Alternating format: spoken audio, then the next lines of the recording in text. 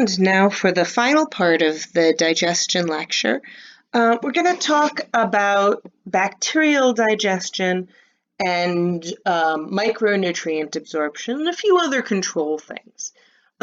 So bacterial digestion in humans doesn't give us any additional calories. Now, for ruminants like cows, they chew their cud, and so they swallow things into a bacterial vat, bring it back up, chew it up more, and then swallow it down into the nutrient absorption area. For rabbits, they pass it through the bacterial vat, then pass it through the system again and absorb it.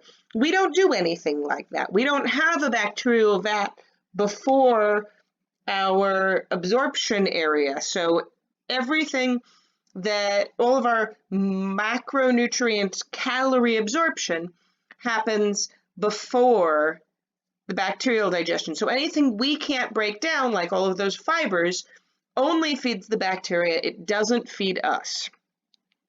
However, the bacteria can be important in providing some vitamins. So, one big question is like, why do we have this bacterial system, but not absorb nutrients from it, not absorb any macronutrients? And the reason is that if you look at it, obligate herbivores generally tend to have a bacterial vat where they can absorb things from fibers. Obligate carnivores don't. They pass the meat through as quickly as possible, absorb what they can, but they don't want to keep it around because it can develop, it can rot basically and turn into very dangerous things or carry diseases to them. So instead, we are somewhere in between. We eat all of these things, we're an omnivore, we have this sort of in-between digestion where there's some slow time in the bacterial vat, but we limit what we absorb after that to keep ourselves safe from microbes and things that might come in on meat. So that's sort of our bacterial system in the large intestine. Now, next thing I want to talk about is a little bit about metabolism. So when we talk about metabolism, we've talked about some of this before, catabolism and anabolism. So catabolism is breaking large molecules down into smaller molecules and getting energy out of that process. Anabolism is adding small molecules together to make large molecules, which uses up energy. So our metabolic balance is this balance between anabolism and catabolism. We need to build things, and that's anabolism. It's going to take energy, and we break down our food and get energy from that and break it into smaller pieces. Some of those smaller pieces will build back up into larger things that we need. And our endocrine system keeps this in balance. If we have more growth hormone, more insulin, more sex steroids, that's going to cause more anabolic reactions, more building up of things. If we have more glucagon, more epinephrine, more glucocorticoids, that's going to cause more breaking down. Now, growth hormone is a little complicated. You can see it's on both sides. Growth hormone is going to break down some things for energy, but also be involved in like building up of muscle and things like that. So we're going to see some of both there. And this balance is our energy balance. If we're making more things than we're taking in, we're going to use up energy. And if it goes the other way, we're going to store energy. And that's our energy balance here. And that we can look at with calories consumed versus calories used. So calories used is a mix of our resting calories, the calories we use just existing, just as you're sitting there, you're using calories to make your heart beat. You're using calories for your renal system. You're using calories for your brain. You're using calories maintaining your cells. So all of that is the resting calories. Then there's activity. So just normal movement. whether you're walking around or even if you're just sort of tapping your foot or stretching, anything like that while you're sitting, that's activity. And then exercise, if you go for a run or lift weights, then that's exercise. And those together make up our calories used. Now, at a fundamental level, if we use more calories than we consume, we're going to lose weight. If we consume more calories than we use, we're going to gain weight. However, this is actually really, really complicated because changes in weight away from your body's set point are going to affect both calories consumed and calories used. So if you lose weight, your body is going to use less calories. It's going to lower its efforts to keep you warm, so you'll start to feel cold. So it'll use fewer calories to keep you warm.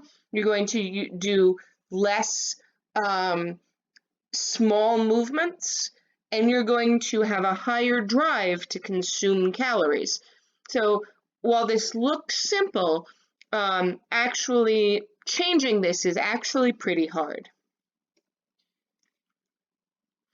And we can also talk about sort of how this balance changes and how your body's energy use and energy acquisition changes depending on when you've last eaten. So we're looking here at fed versus fasted. Now, fasted doesn't have to mean that you haven't eaten in a day or something like that. By the time it's been 8 hours from when you last ate, you are pretty completely in a fasting state. So even if you have a snack at night, by the time you get around to breakfast, you're probably in a fasting state. So this is a normal thing, and there's a sort of a range in between. If it's been 4 to 6 hours, you're going to be drifting into that fasting state. So in a fed state, you've got lots of glucose and other energy sources coming in from that food. You're going to create more insulin, telling your cells to take up that glucose. You're going to produce bile acids you're going to release bile acids, and you're going to downregulate gluconeogenesis and the creation of new bile acids. In a fasting state, you're going to upregulate glucagon to get more glucose into your plasma, and you're going to have less bile acids circulating. You're going to upregulate gluconeogenesis, so creating new glucose, and bile acid synthesis. So this sort of balance is going to affect where your body sits with a whole lot of things in terms of metabolism. These are some of the sort of most straightforward ones here. Now that we've taken all this in, what happens with these macronutrients now that we have them? So we have here proteins, carbohydrates, and fats and lipids. And we've talked about, sort of gotten through this breakdown and initial absorption. But once we get those in, what do we use them for? So proteins come in, they go into the nitrogen pool.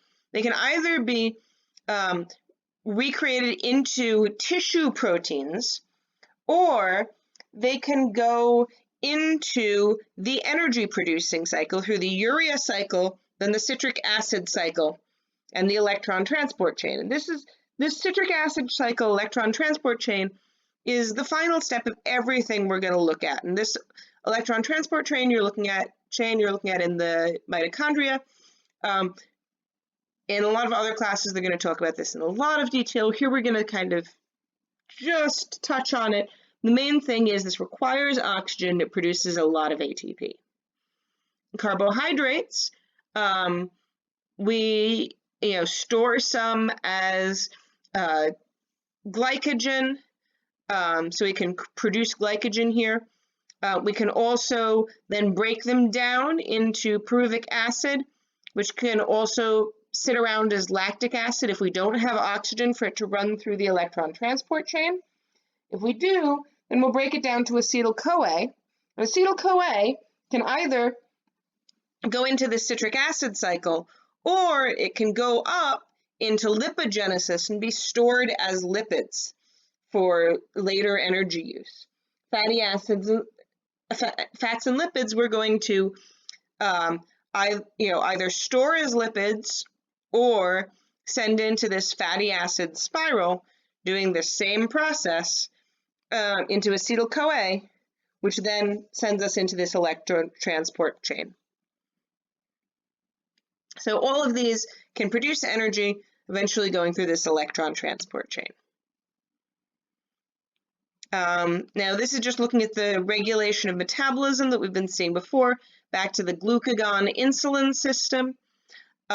So when you've got high blood sugar, it's going to stimulate the pancreas to produce insulin, which causes tissue cells to take up sugar, causes the liver to produce glycogen, and is going to lower blood sugar. When blood sugar is low, it's going to stimulate the pancreas to produce glucagon, which stimulates glycogen breakdown and raises blood sugar. We've looked at that when we looked at the blood glucose monitors in the lab, and you saw sort of this effect from drinking soda and how your body is going to bring this sugar down and then need to bring it back into balance. Well, this can go wrong, of course, with diabetes. And there's two different types of diabetes, type 1 and type 2. In type 1 diabetes, your body stops producing insulin.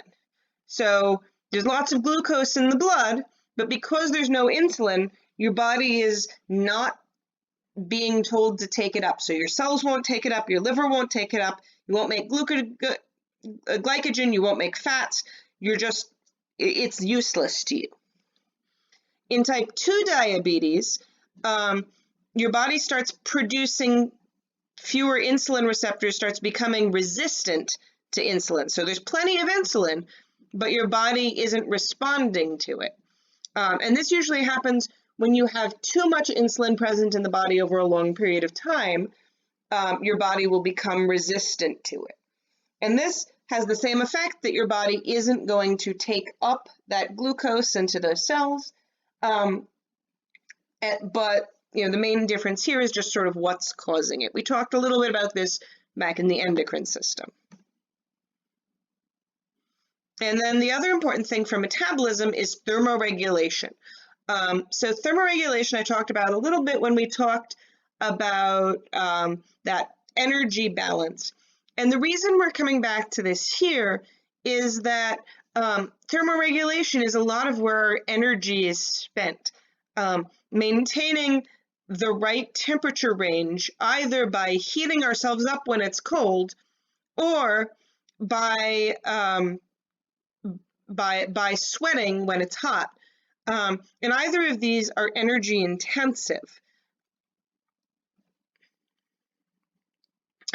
So we look at this thermoregulation. If there's a temperature decrease, you're going to send that signal, and it's going to cause shivering, which will increase the temperature. It also can cause thermogenesis by other routes, including by brown fat, where you have some amounts of brown fat that directly converts energy to heat.